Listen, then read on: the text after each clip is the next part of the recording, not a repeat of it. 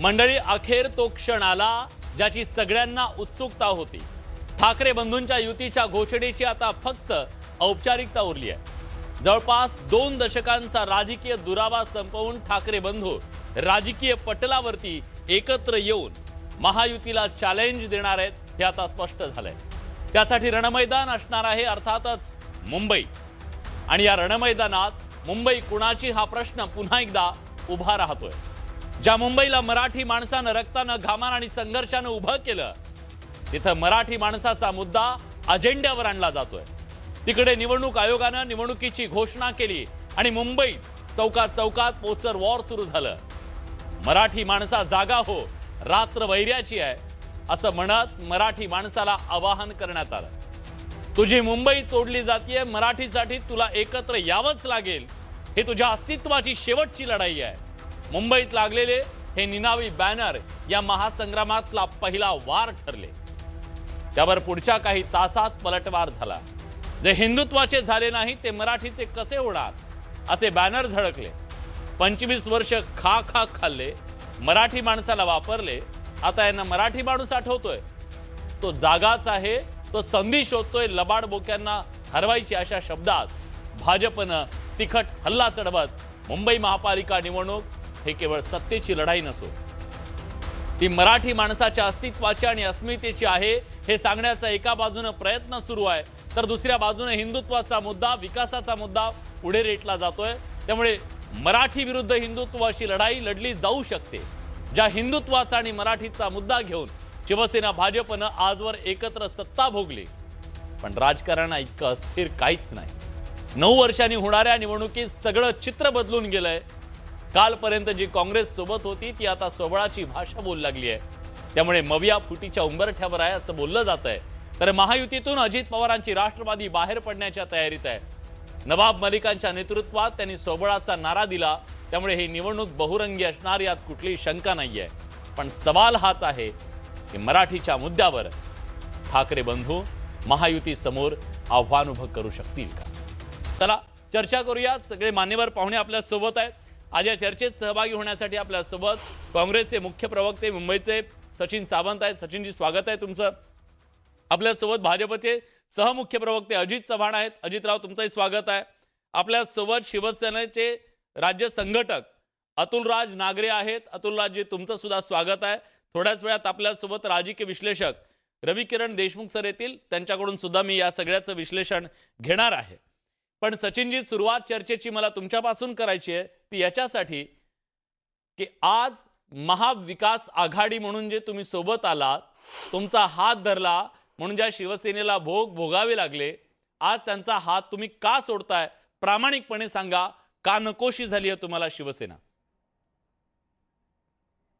नाही, आता तुम्ही जे आपण चर्चेला सुरुवात करण्याच्या आधी जे विश्लेषण दाखवलं त्याच्यामध्ये संजय राऊत आणि आशिष शेलार यांचं एकंदर मत दाखवलं आणि तिसरं मत आमचं जे आहे ते मात्र दाखवायचं थोडंसं राहून गेलं। ते दाखवलं असतं तर अधिक चांगलं झालं असतं। सांगा ना, सांगा। प्रश्न असा आहे की धर्मवाद, जातीवाद, भाषावाद, प्रांतवाद या सगळ्या बाबतीमध्ये विवाद उत्पन्न करून जे आज ही निवडणूक कशाची आहे? मुंबई महानगरपालिकेची निवडणूक आहे। मुंबई महानगरपालिकेचं आपण कशासाठी आपण त्या ठिकाणी त्याचं निर्माण झालेलं आहे, त्याचे संलग्न असलेले जनसामान्याच्या जीवनाशी जोडलेले विषय आहेत आणि त्या विषयावरती काय चाललेलं आहे ह्याचं उत्तर या निवडणुकीमध्ये मिळालं पाहिजे। आणि एकंदरच तुम्ही आज सांगा, दरवर्षी मुंबई तुंबते, बीएसटीची पूर्ण वाताहत झाली, संपूर्ण त्याचं खासगीकरण करण्याचा प्रयत्न चालू झालेला आहे। रुग्णालयांची दुरावस्था आहे, शाळांची दुरावस्था आहे, गटारामध्ये पडून माणसं मरतायत, कोर्टाला त्या ठिकाणी त्यांना दंड भरावा लागला, भ्रष्टाचाराने ग्रस्त झालंय। या भारतीय जनता पक्षाच्या एकंदर 3 वर्षाच्या शासनामध्ये भ्रष्टाचाराचा चिखल झालाय कमळ फुलवण्याकरता। सत्तेत ना पैसा, पैशात ना सत्ता, हेच यांचं गणित आहे। आजच तुम्ही पाहिलं असाल, काल निवडणूक जाहीर झाली आणि आजच्या बातमी आहे पेपरला की ते निवडणूक जाहीर होण्याच्या आधी करोडो रुपयांची, हजारो करोडची त्या ठिकाणी टेंडर वाटली। त्यांना 2 महिने वाट देखील बघता येत नाहीये। आणि त्यामुळे हे सगळे जे विषय आहेत, आज लोकांना त्याच्याशी संबंध आहे। फुटपाथ कशी आहे, तिथे पाणी मिळते का? स्वच्छ पाणी आपल्याला मिळणार आहे का? भविष्यामध्ये काय असतं? वायू प्रदूषणाचा इतका प्रचंड मोठा मुद्दा आहे, याबाबत आपण काय करणार आहोत? त्यामुळे मुंबईकरांच्या दृष्टिकोनातून बीएमसीची निवडणूक ही ह्या गोष्टीसाठी महत्वाची आहे इथं कुठली पण जात, मराठीचा धर्म, मुद्दा तुमच्यासाठी प्रांत, महत्त्वाचा भाषा नाहीये? हे सोडून मुंबईकर हा माणूस आहे. मुंबईकर हा माणूस आहे आणि त्या माणसाला त्याचं माणूस पण जगण्यासाठी ती संवेदनशीलता हवी आहे. आणि म्हणूनच अशा पद्धतीचे विवाद जेव्हा निर्माण केले जातात भाषाच्या नावावरती, प्रांताच्या नावावरती, जातीच्या नावावरती आणि धर्माच्या नावावरती, ह्यात बघा भारतीय जनता पक्षाने जशी निवडणूक सुरू झाली, खान हवा महापौर होईल अशा तऱ्हेची भीती दाखवणं असेल, किंवा वंदे मातरमच्या गीतावरती त्या ठिकाणी विवाद उत्पन्न करण्याचा प्रयत्न झाला असेल, किंवा त्याचबरोबर आताच्या परिस्थितीमध्ये त्या विवेक महाविद्यालयामधला उपाय असेल, किंवा रोहिंग्या आणि बांगलादेशी त्यांना आत्ताच आठवले, हे सगळे हिंदू मुसलमान या विषयावरती नेण्याचा प्रयत्न चाललाय. आणि दुसरीकडे मराठी अमराठी या विषयावर प्रांतीय वाद तयार करायचा प्रयत्न चाललेला आहे. त्यामुळे आम्ही काँग्रेसची भूमिका मी का सांगत होतो दाखवली पाहिजे होती, कारण आम्ही ठामपणे त्या ठिकाणी निर्धार केलेला आहे की विवाद नको, विकास हवा, मुंबईकरांना त्या मोकळा श्वास हवा. त्यामुळे या दृष्टिकोनातून जी काँग्रेसची भूमिका, याच करता आम्ही हा वेगळा मार्ग त्या ठिकाणी घेतोय. ठीक आहे. आपल्यासोबत आता अजित चव्हाण आहेत. अजितराव, त्यांचा आक्षेप काय, मी शिवसेनेची काय भूमिका आहे, ठाकरेंच्या शिवसेनेची मी जाणून घेतो, पण मुळात भावनिक मुद्द्याशिवाय तुम्हाला निवडणूकच लढता येत नाही, हा थेट आक्षेप सातत्याने विरोधकांकडून घेतला जातोय. तुम्हाला पुन्हा मराठीचा मुद्दा काढला की हिंदुत्वानं उत्तर द्यायची काय गरज आहे? तुम्ही तर म्हणता एवढे प्रोजेक्ट आम्ही केलेले आहेत, हजारो कोटीचा विकास आहे, मग भावनिक मुद्द्याची गरज काय?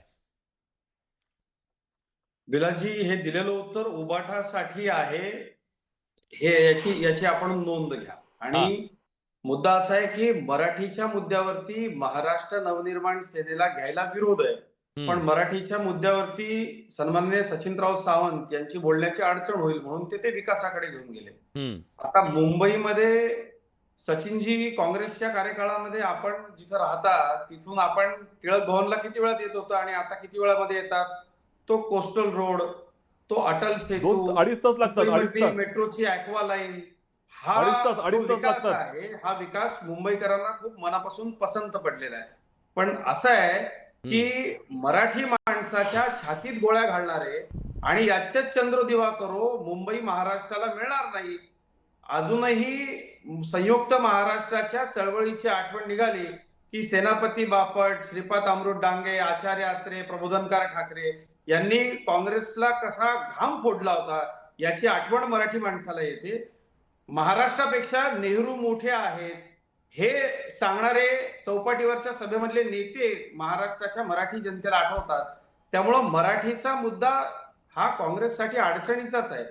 काँग्रेसनं कायम मराठीचा, तुमच्यासाठी नाहीये, मुंबईचा द्वेष केलेला असल्यामुळे या मुद्द्यावरती काँग्रेसकडून आपण कसं उत्तर अपेक्षित करू शकता? त्यामुळं तुमच्यासाठी नाहीये का मराठीचा मुद्दा अडचणीचा? अजितराव, तुम्ही पण तुमच्यासाठी मराठीचा मुद्दा अडचणीचा नाहीये का? अजिबात नाहीये. मग मनसेला का सोबत घेतलं नाही तुम्ही? मुंबईचे अध्यक्ष आमचे अमित साटमजी यांनी ठासून सांगितलं आणि सर्वप्रथम सांगितलं की मुंबईचा महापौर मराठीच होईल. भारतीय जनता पक्ष हा, आम्हाला मराठीची अडचण होण्याचा काही प्रश्नच नाही. मला असं म्हणायचंय की या निमित्तानं सचिनजी बोलणंच अडचणीचं आहे. आणि महाराष्ट्र नवनिर्माण सेनेला का सोबत घ्यायचं नाही? मराठीचा मुद्दा का या निवडणुकीमध्ये त्यांना नको आहे? विकासावरच भारतीय जनता पार्टी, आणि भारतीय जनता पार्टीनं जितका विकास केलाय तो विकास मुंबईकरांना दिसतोय. माझं तर मत असं आहे की महापौर हा जो शब्द मराठीला ज्या स्वातंत्र्यवीर सावरकरांनी दिला, नगरसेवक हा शब्द ज्या स्वातंत्र्यवीर सावरकरांनी दिला, त्या स्वातंत्र्यवीर सावरकरांचा पदोपदी अपमान करणाऱ्या राहुल गांधींच्या काँग्रेस बरोबर उबाठा बसली आहे. म्हणजे तुम्हाला काय म्हणायचंय, काँग्रेसने महापौर नको आम्हाला म्हणावं, हे मुद्दे नको आहे? सचिनजी, असं आहे पहिली गोष्ट अशी की आता इथं येऊन काय अजित सांगतायत मला माहिती नाही. त्यांना इतिहासाची काही माहिती नसावी असं दिसतंय. कारण ज्या 105 हुतात्म्यांवरती गोळी घालणारे मोरारजी देसाई असं ते म्हणतायत, त्यांना ज्या पद्धतीनं म्हणजे ज्या काही उपाध्या दिल्या त्या दिल्या. प्रश्न असा आहे की त्याच मोरारजी देसाईंबरोबर त्या ठिकाणी, ऐकून घ्या ना, मोरारजी देसाईंबरोबर सत्तेमध्ये तुम्ही 1975 सालच्या नंतर गेला होतात ना, 77 साली जेव्हा निवडणूक झाल्यानंतर त्यांच्या नेतृत्वाखालीच तुम्ही गेला होतात ना सत्तेमध्ये. त्यावेळेला ते आठवले नव्हते मराठी माणसाच्या विरोधात आहेत ते?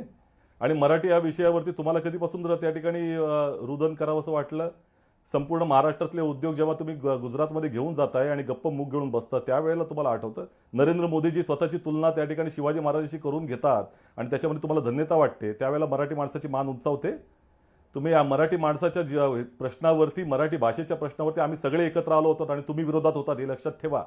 त्यामुळे मराठी भाषेच्या संदर्भामध्ये तुम्ही मला सांगू नका. आणि ज्या पद्धतीने तुम्ही म्हणताय महापौर मराठी झाला पाहिजे, हे आता त्या आशिष शेलारांकडे बदलून घ्या. त्यांना प्रश्न जेव्हा विचारला होता आशिष शेलारांना, त्यांनी म्हटलं होतं हिंदू महापौर होईल, मराठी बोलले नाहीत ते, हे लक्षात घ्या.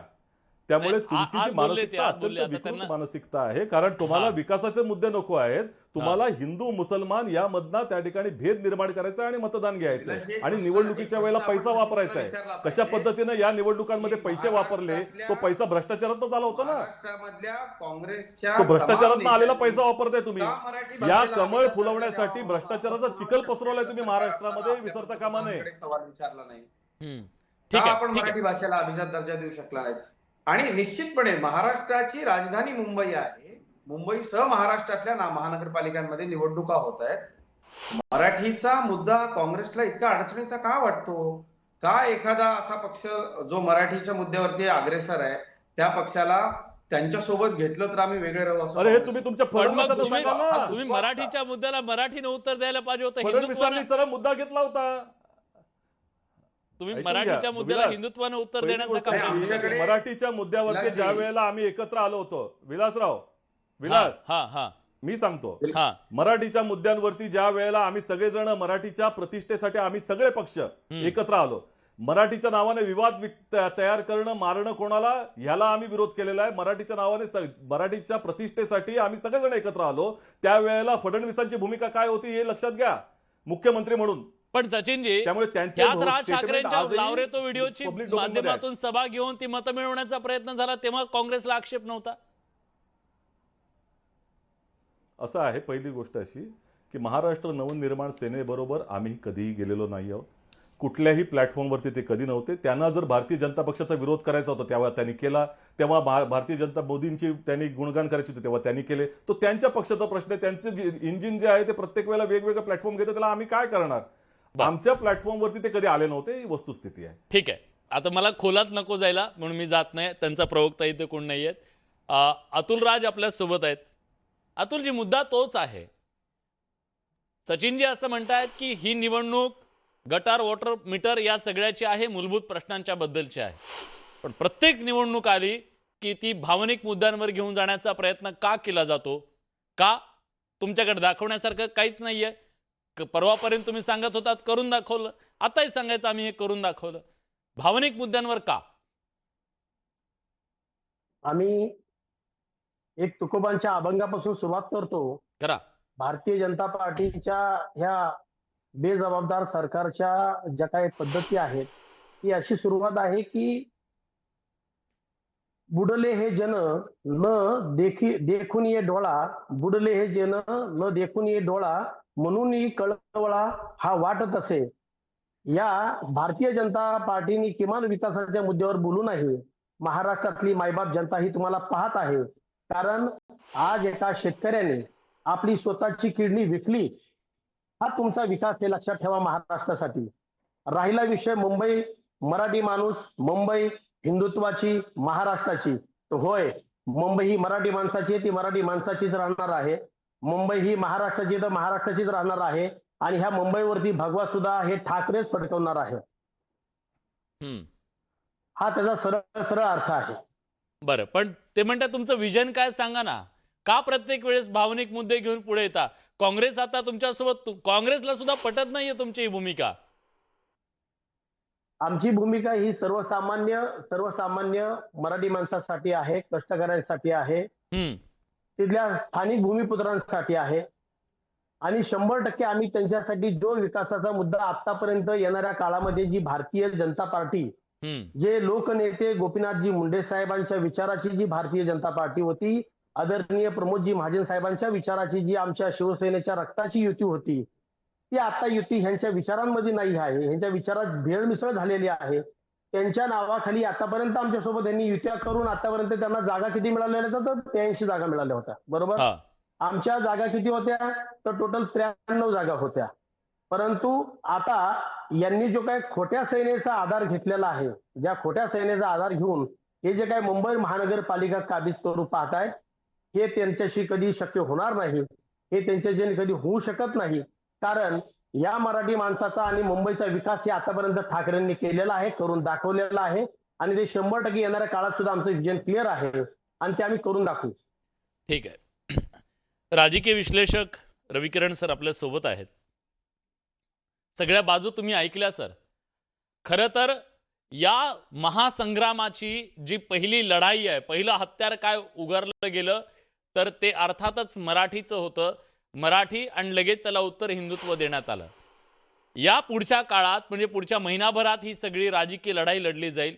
तुम्हाला वाटतं का की मराठीचा मुद्दा हा केंद्रस्थानी या सगळ्या लढाईत राहील आणि ठाकरे या मुद्द्याच्या आधारे बलाढ्य महायुतीच्या समोर आव्हान उभं करू शकतील?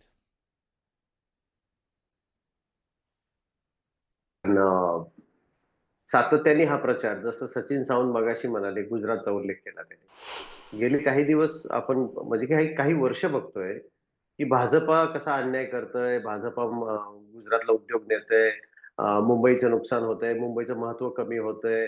हाच प्रचाराचा भर आहे ना उद्धव ठाकरे यांचा, किंवा आता राज ठाकरे सुद्धा तीच भाषा बोलतील. त्यामुळे केंद्रस्थानी मराठीचा मुद्दा आपसुकच येतो. मराठी विरुद्ध इतर हाच याच्यामध्ये मुद्दा येणार आहे. त्याचमुळे की काय काँग्रेस मला वाटतं थोडंसं दूर राहण्याचा प्रयत्न करत आहे, कारण काँग्रेसला देशव्यापी राजकारण करायचं आहे. त्यामुळे ते कधी या मुद्द्यावर एका भाषेच्या मुद्द्यावर जास्त कॉन्सन्ट्रेट करत नाहीत. त्यामुळे मला वाटतं की शिवसेना ह्याच मुद्द्यावर निवडणुकीत आहे. आता कुठल्या मुद्द्यावर, की गेली 25 वर्ष तुम्ही काय केलं मुंबईमध्ये? आता हा प्रश्न उपस्थित केलाय भाजपाने. खरं तर हा प्रश्न काँग्रेसने उपस्थित करायला पाहिजे होता, पण काँग्रेसची अडचण बहुतेक अशी झाली आहे की महाविकास आघाडीमध्ये ते एकत्र आहेत अजूनही. त्यांनी काय ऑफिशियली आता सांगितलेलं नाही की आम्ही महाविकास आघाडीतून बाहेर पडलोय. मुंबईला गेल्या 25 वर्षात काय मिळालं हा प्रश्न विचारताना 17 ते 22 हा कालावधी सोडला तर मुंबईमध्ये गेल्या 17च्या आधी तर भाजप आणि शिवसेना एकत्रच होते ना. त्यांनीच तर दोघांनी मिळून कारभार केलाय. दोघांकडे काही समित्या होत्या, पण काँग्रेसचा काही मुद्द्यावर अडचण होतीये. ही निवडणूक एकंदरीत विलास इंटरेस्टिंग होणार आहे. केवळ मराठी नाही तर अनेक गोष्टी निघत राहतील भविष्यात, असं मला वाटतं. सचिन सर, मी थेट विचारतो, तुमची खरंच अडचण झालीये का? ना तुम्हाला इथल्या भ्रष्टाचाराच्या विरुद्ध बोलता येतं कारण मित्र सोबत आहे, त्यांच्या भाषेच्या मुद्द्यावर तुम्हाला बोलता येत नाही. कालपर्यंत तुम्ही अतिशय आक्रमकपणे बोलत होतात की हे आम्हाला मान्य नाहीये कारण तो मित्र तुमच्या सोबत आहे. ही अडचण तुमची पुढच्या काळात होणार आहे का आणि आता सुद्धा झाली आहे का ती? नाही, मला असं वाटतं आमची कोणतीच अडचण नाही. आमची भूमिका ठाम आहे. भ्रष्टाचार 30 वर्षामध्ये जो झाला होता तिथे काही काँग्रेस नव्हती, त्यामुळे त्याच्यामध्ये आम्ही त्या पापामध्ये आम्ही भागीदार नाही आहोत. मुंबई महानगरपालिकेच्या निवडणुकीमध्ये मुंबईकरांना त्या मुंबई महानगरपालिकेच्या विकासाच्या संदर्भामध्ये किंवा त्याच्याशी संलग्न मुद्द्यांमध्ये तुम्ही काय केलं याचा जबाब शिवसेनेलाही द्यायचा आहे आणि भारतीय जनता पक्षालाही द्यायचा आहे. तो काय आम्हाला द्यायचा नाही. आम्हाला विजन द्यायची आहे. ह्या लोकांनी जे काही केलेलं असेल त्याच्या विरोधामध्ये आम्ही काय करणार आहोत ते सांगतो आहोत. आम्ही विकासाच्या मुद्द्यावर बोलत आहोत. हे हिंदू आणि मुसलमान बोलतायत किंवा त्या ठिकाणी मराठी किंवा अमराठी हा वाद निर्माण करण्यासाठी कोणाला मारहाण होते आहे, ती मारहाण आम्हाला पसंत नाहीये. आम्ही कुठल्याही तऱ्हेच्या अशा हिंसक विचारांचं त्या ठिकाणी समर्थन करू शकत नाही आणि अगोदरपासून नाही केलं. हे नवीन काही नाहीये ना. आपली महाराष्ट्र नवनिर्माण सेनेला विरोध हा 2006 पासून त्यांच्या स्थापनेपासून आहे. त्यांच्या प्रत्येक कार्याला, त्यांच्या प्रत्येक त्या ठिकाणी त्या सिनेमाला त्यांनी केलं असेल त्यावेळेला सरकारमध्ये आम्ही असताना त्याला विरोध केलेला आहे. त्यामुळे हे काही ठाकरेंची शिवसेना काय वेगळी होती सर? आम्ही ही निवडणूक मुंबई महानगरपालिके ऐकून घ्या, मुंबई महानगरपालिकेची निवडणूक ही लोकांच्या प्रश्नाशी त्या ठिकाणी आलेलं हे इथपर्यंत आलेलं आहे. तुम्ही लक्षात घ्या, आज मुंबई महानगरपालिकेच्या अधिकाऱ्यांनी जे उत्तर दिलं ते संतापजनक आहे. त्यांनी असं म्हटलं की वायू प्रदूषणाच्या संदर्भामध्ये जो आता AQI हा 200च्या जवळपास त्याच्याही पलीकडे चाललाय, मध्ये मध्ये 400 जातो. ते म्हणते दिल्लीपर्यंत गेलेला नाही म्हणून.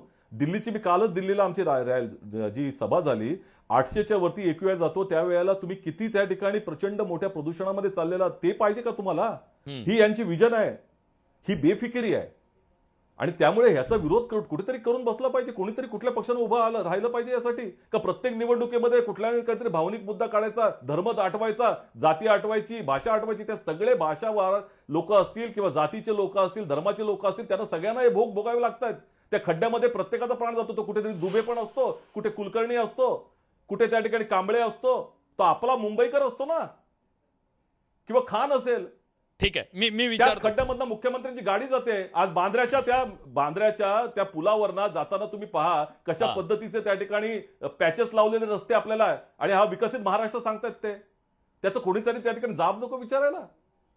अजितराव, म्हणजे कोण- विकसित हे पातक कुणाचं आहे? आम्ही दुबई तयार करणार म्हणणारे मुख्यमंत्री. नाही, ते दुबई तुम्ही काय शांघाय.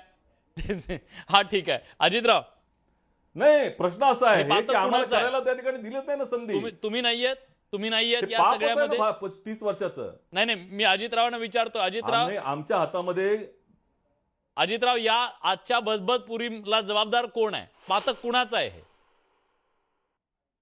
बोला. तर एकतर स्पष्टपणे सांगतो की अडचण आमची अजिबात झालेली नाही आहे. अडचण आता काँग्रेसची झालेली आहे की त्यांच्या सोबत आलेल्या पक्षांचे काही मुद्दे त्यांना पटत नाहीये. मात्र तो मुंबईमधल्या महाराष्ट्रातल्या मराठी माणसाच्या अभिमानाचा मुद्दा आहे आणि काँग्रेसनं सतत सातत्यानं महाराष्ट्राच्या मराठीच्या मुंबईच्या मानबिंदूंचा अपमान करण्याचं काम केलेलं आहे. मला उबाठाला प्रश्न विचारायचा आहे की ज्या स्वातंत्र्यवीर सावरकरांच्या करता बाळासाहेब लढले त्या सावरकरांचा अपमान करणार आणि ज्या सावरकरांनी मराठीमधले अतिशय सुंदर शब्द आपल्या भाषेला दिले, ते भाषा तज्ञ सुद्धा होते, त्यांच्या सततच्या अपमानाबद्दल आपली भूमिका यांची काय ते विचारा. दुसरा विषय, आपण माननीय विकासाच्या मुद्द्यावर बोलू. सावरकरांना- भावनिक मुद्दा झाला. नाही, हरकत नाही. हे भावनिक मुद्दे पातक ऐका. आज मुंबईची जी अवस्था आहे, तर मी आपला जो विषय आहे, हा. नाही, आपला विषय आहे मराठीचा मुद्दा. हा. मी विषय सोडून अजिबात बोलत नाहीये. आमचा नाही, तर पण मुळात उपप्रश्न आहे मुद्दा त्याच्यातला. विकासाचाच आहे. जिथे इतका मोठा सुंदर असा मुंबईचा कोस्टल रोड तयार झालेला आहे, एकीकडे अटल सेतू तयार झालेला आहे, पालघर पर्यंत तो रस्ता जाणार आहे, वाढवण आणि आता नवी मुंबई विमानतळ, हे सगळं जोडण्याकरता मुंबई आपापसामध्ये अवघ्या काही मिनिटांवरती आलेली आहे. दीड तास ट्रॅफिक मध्ये थांबणारे मुंबईकर आज दक्षिण मुंबईतला माणूस पश्चिम उपनगरामध्ये ॲक्वालाईनच्या माध्यमातून इतक्या पटकन येतोय. आता सचिनजींना विकास दिसत नाही, मात्र तो मुंबईकरांना दिसतोय. पण याला अजितराव- काहीही उपाय नाही. पण आजचा जो अजितराव- विषय आहे अजितराव- मराठीच्या मुद्द्याचा, हा जो आजचा विषय आहे, त्या विषयाला हा जो धरून बोललं माणूस पाहिजे. अतिशय आम्ही वेगानं विकासावर बाहेर मतं चाललाय ना मागणार आहोत, तिकडे, त्यावरच मतं मागणार आहोत, त्यावरच तेवढ्याच निश्चित वेगानं मराठी माणूस बाहेर गेला ना तिकडे, कोण जबाबदार आहे त्याला? मोठ्या संख्येनं मराठी येतो माणूस बाहेर गेला. सचिन येतो. हा. याला उत्तर आपण विचारलं ना काँग्रेसला. 2014 पूर्वी या मुंबईमध्ये अनेक गिरण्या विकल्या गेल्या. कोणी विकल्या? तिथं संप घडवले. विचारा, उद्धव ठाकरेंच्या पक्षाला विचारा. ठीक आहे, मी विचारतो. त्यांचे नेते कोण सचिनजी, होते? तुम्ही पहिल्यांदा उत्तर द्या. गिरण्या ते विकत म्हणतात घेणारे लोक हे कोण आहेत? हे सगळं पातक तुमचं आहे, तुमच्या तुमची सत्ता होती, मुख्यमंत्र्यांनी याच्यामध्ये तुमचं काय पातक आहे, काय- मराठी माणूस नाही, दिसतं हद्दपार ना. झाला. आमचं पातक आहे. हे विचारला ना. नाही, काय नाही, आमचे लोडाचे टॉवर आमचे नाहीत, पण आमचं पातक आहे.